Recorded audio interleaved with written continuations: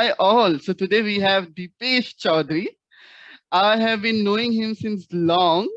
I have been knowing him when he was trying to study abroad, and now he's an kind of a young entrepreneur. So hi Dipesh, how are you?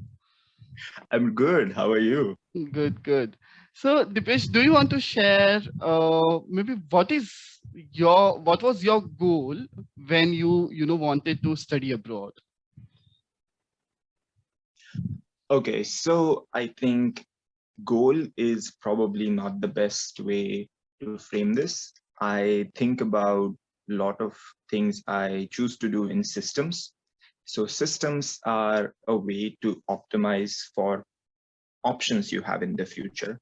So for example, I do not know where I would be in next 5 years, but I know that I want to maximize my potential opportunities. So those could be through capital, those could be through my network.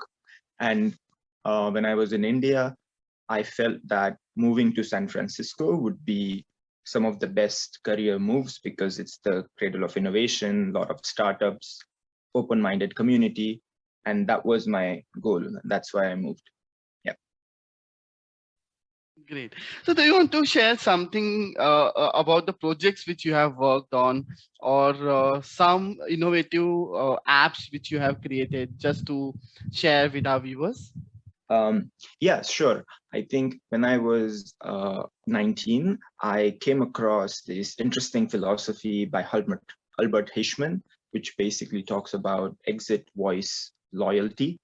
And what that means is if you're trying to change some outcome, let's say you're a person who is trying to change government outcomes, you do go on a protest. The second option you have is you just sit down and you just watch things falling apart around you. And the third option you have is you exit. You exit the system for something better. So I grew up in a really small town in Maharashtra.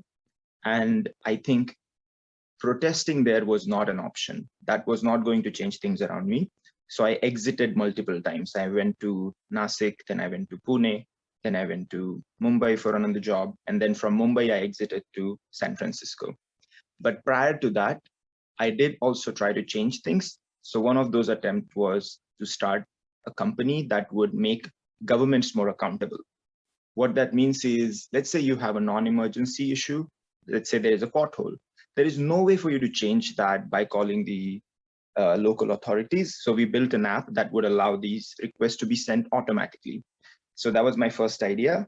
We tried to implement this in multiple municipal corporations. We succeeded in some of them. And later on, I joined Maharashtra government as an intern, and I tried to change things from inside. But that was also a bit difficult due to bureaucracy. So I finally decided it's time to move and start to learn things on my own in San Francisco. So that's the arc of my philosophy around startups so far. Yeah. Great. So do you want to share your journey studying at abroad? Yeah. So when I moved here, it was an interesting program. The program was for 8 months rather than typical 2 years master's program.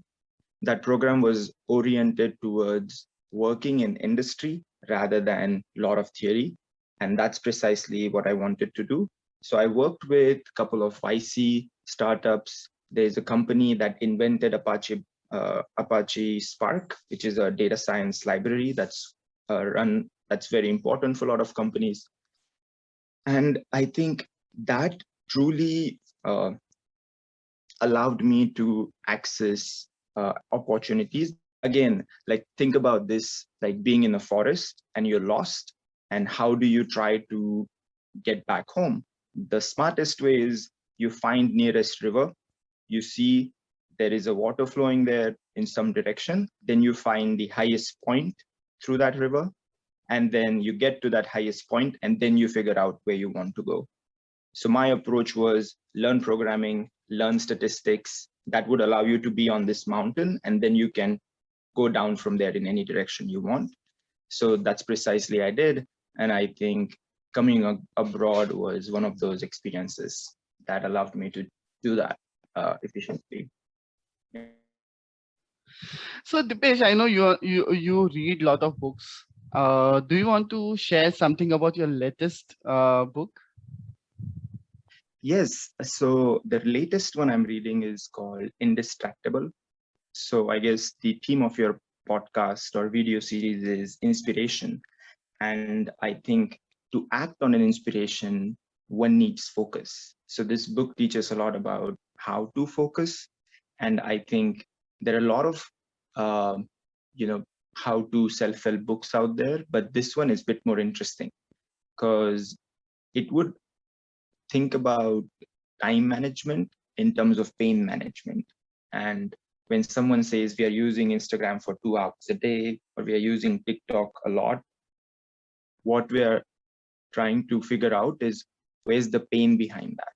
Rather than just blocking these app and then uninstalling this app and deleting your Facebook account once in a while, this book teaches you how to manage that pain. And that goes to the root level in computer science terms, and then it hacks that itself. So yeah, I highly recommend reading this book. Um, Any particular yeah. message you want to share to our viewers?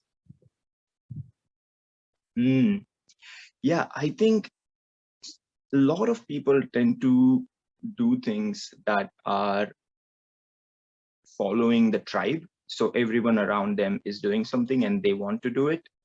But try to think about things in terms of these three filters. So is the problem you're solving neglected? Is the problem you're solving important? And is it tractable? Like, can you actually solve it? Because if you're, let's say, trying to be a software engineer, are you just going to be software engineer that's exactly like everyone else? Probably you won't add that much value. But if you're a software engineer and you're creating podcasts like Harshad, then you're combining these two different areas and then you're trying to be unique in that. So I would just say try to be unique in what you do, and that automatically attracts a lot of opportunities and network. But learn how to, sell things and pursue people, and learn how to like meditate and manage your pain. That's pretty much recipe for achieving good things. Yeah. Awesome. Thank Yep. you so much, Dipesh. Thank you for your time.